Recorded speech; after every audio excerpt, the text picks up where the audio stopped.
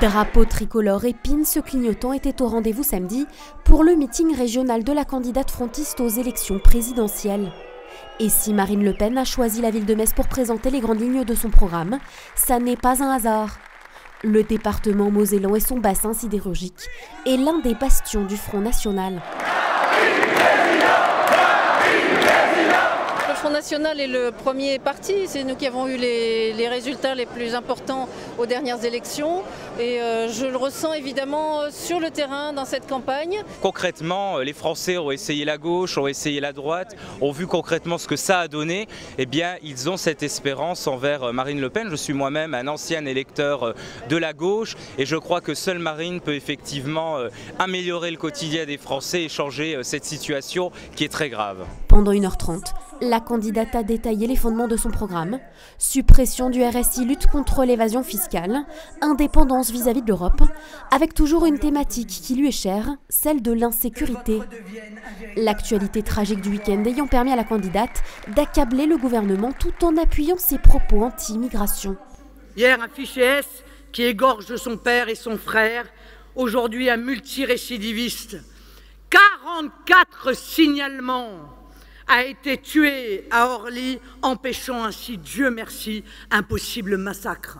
Au total, il aura fallu 1h30 à Marine Le Pen pour électriser les foules et convaincre les indécis. Discours bien rodés, patriotisme ambiant ont réussi à séduire un public de plus en plus large. Preuve que la vague Marine, ça n'est pas que la classe populaire. L'insécurité exaspère, l'insécurité blesse et parfois même elle tue.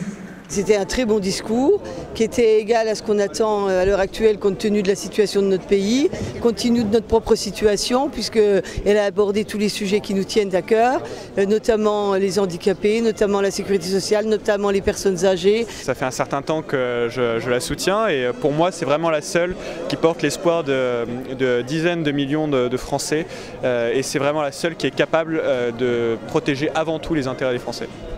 La République ne peut plus reculer face à la montée de certains dangers. Elle doit même, à l'inverse, redevenir conquérante. Au total, ils étaient 3500 personnes samedi. Ils seront davantage aux urnes le 23 avril pour soutenir leur candidate. Selon les derniers sondages, Marine Le Pen figure en tête des intentions de vote et pourrait se retrouver face à Emmanuel Macron au second tour. Un scénario dont s'amusent d'ores et déjà les électeurs du Front National. Marine est là, c'est bien heureux qu'elle soit là. Plus de barbouse comme en 2012. Si Sarko ment, on est foutu. Au lendemain qui chante, on n'y croit plus. Marine est là.